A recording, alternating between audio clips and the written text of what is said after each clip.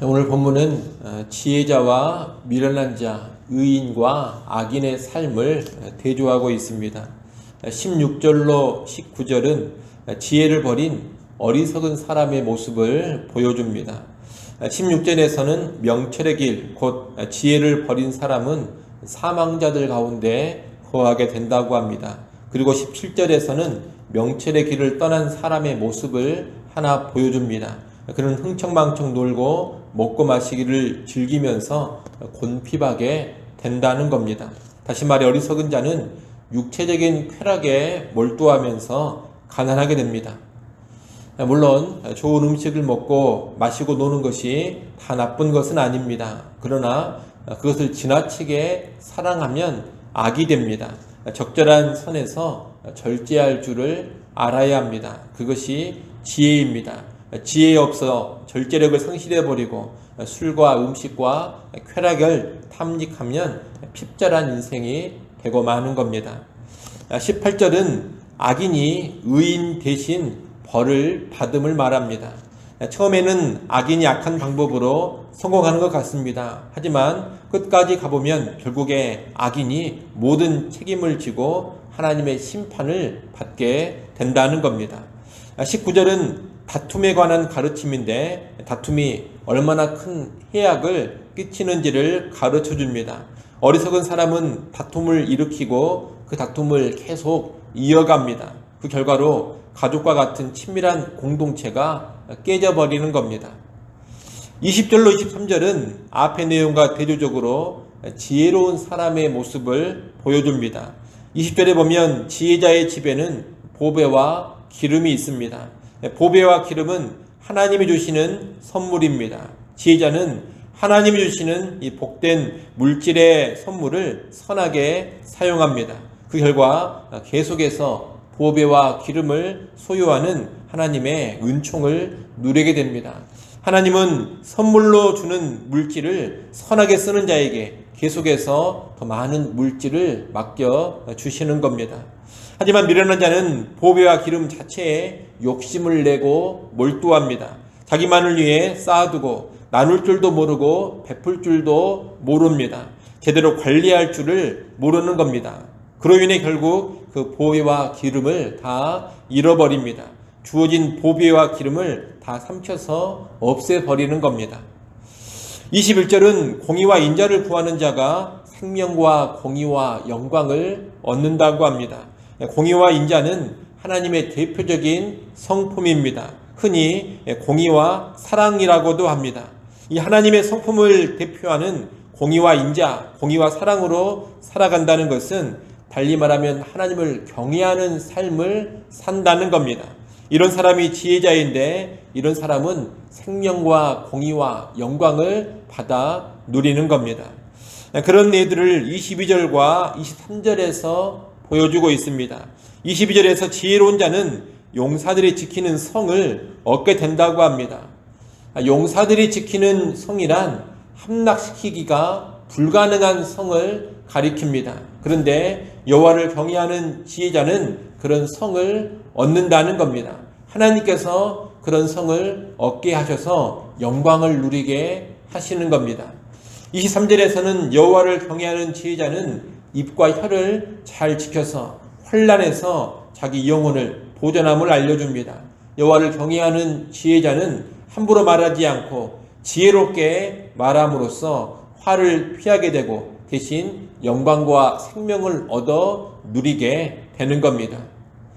24절로 29절은 의인과 악인의 삶을 여러 가지로 대조하고 있습니다. 악인은 거만하고 무례하며 게으르고 탐욕으로 가득 차 있습니다. 한마디로 이기적이고 탐욕적입니다. 또한 겉으로만 그럴듯한 가증한 재물을 하나님께 드리며 거짓된 증언을 합니다. 또 죄를 지으면서도 자기의 얼굴을 굳게 합니다.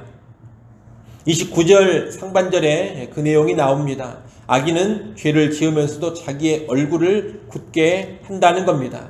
이 말은 죄를 짓고서도 뻔뻔하고 철면피 같은 모습을 보인다는 뜻입니다. 반면에 의인은 베풀기를 아끼지 않습니다.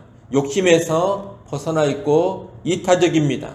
보고 들은 대로 정직하게 말하며 부끄러움과 염치를 알고 자기의 행위를 삼가할 줄을 아는 겁니다. 오늘 본문은 이렇게 지혜자와 어리석은 자, 의인과 악인의 삶을 대조적으로 말하는데 결론적으로 30절, 31절을 말씀합니다. 30절에서는 지혜로도 못하고 명철로도 못하고 모략으로도 여호와를 당하지 못한다고 합니다. 하나님 앞에서는 지혜도 명철도 모략도 다 의미를 잃어버린다는 겁니다. 아무리 인간적인 지혜와 명철, 모략을 동원해도 하나님을 압도할 수가 없습니다. 또한 하나님의 뜻을 거슬러 성공하고 형통할 수도 없습니다. 그러니 진정한 지혜, 진정한 명철, 참된 모략은 무엇이냐? 여호와를 경외하며 의롭게 살아가는 것입니다. 이것이 인생을 최고로 지혜롭게 살아가는 방법입니다. 31절은 그러한 참 지혜의 삶에 대한 적절한 예를 보여줍니다. 31절 말씀을 같이 한번 읽어보겠습니다. 31절 함께 읽습니다. 싸울날을 위하여 마병을 예비하거니와 이김은 여호와께 있느니라. 아멘. 이 31절 말씀은 마병을 의지하지 말고 여호와만을 의지하라는 겁니다. 물론 말과 병거는 전쟁을 위해서 아주 요긴하고 중요한 것입니다. 하지만 그것만 가지고 있다고 해서 승리하는 것이 아닙니다. 승리는 오직 여호와께로부터 나옵니다. 그러니 반드시 여호와를 의지하고 여호와 중심으로 살아야 하는 겁니다. 그럴 때 하나님 주시는 승리와 성공, 형통과 복을 누리게 되는 겁니다. 이것을 꼭 기억하시고 여러분 인간의 지혜, 인간의 능력, 세상적인 처세술로 이 땅을 살아가지 않기를 바랍니다. 때로 죄와 악까지 동원하면서 세상을 잘 살아보려는 그런 어리석음을 버리시기를 바랍니다. 오직 여호와를 경외하는 가운데 지혜롭게 살아가시고 또한 의롭게 살아가십시오. 여호와를 전적으로 의지하는 지혜자의 삶을 살아가십시오. 그럴 때 진정한 성공, 참된 형통이 하나님께로부터 주어질 것입니다. 이를 꼭 기억하고 그런 지혜자의 삶 살아가는 우리 모두가 되기를 간절히 축원합니다. 기도하겠습니다. 아버지 하나님, 오늘 우리 모두가 여호와를 경외하는 지혜자가 되게 하시고 여호와만을 의지하는 지혜자가 되게 하여 주옵소서. 또한 의롭게 살아가는 지혜자가 되게 하여 주옵소서. 이런 지혜자가 되어서 하나님이 주시는 참된 성공, 참된 형통의 복을 누려가게 하여 주시옵소서. 아버지 하나님, 또 이 새벽 시간 하나님께 나와 다시금 엎드립니다. 겸손히 하늘의 하나님을 바라보게 하시고 우리의 모든 구할 것을 감사함 가운데 아뢰게 하여 주시옵소서. 기도하는 시간을 통하여서 하나님의 능력과 은혜를 힘입어 살게 하시고 기도하는 시간을 통하여 우리의 모든 형편 속에서도 하늘의 평안을 누리게 하여 주시옵소서. 오늘 귀한 주일 허락하셔서 감사합니다. 온 성도들이 하나님 앞에 기쁨과 감사로 나아와 영과 진리로 예배하게 하여 주시옵소서. 모든 예배위원들을 주의 성령으로 충만하게 하시고 예배 시간 하나님을 섬기는데 부족함이 없게 하여 주시옵소서. 유치부, 유초등부, 중고등부, 청년 모임에도 함께해 주시기를 원합니다. 우리 모든 주일학교 청년부의 모임이 은혜가 충만하게 하시고 오늘의 모임을 통하여 교회의 미래 다음 세대가 더욱더 말씀 안에서 든든히 세워져 가게 하여 주옵소서.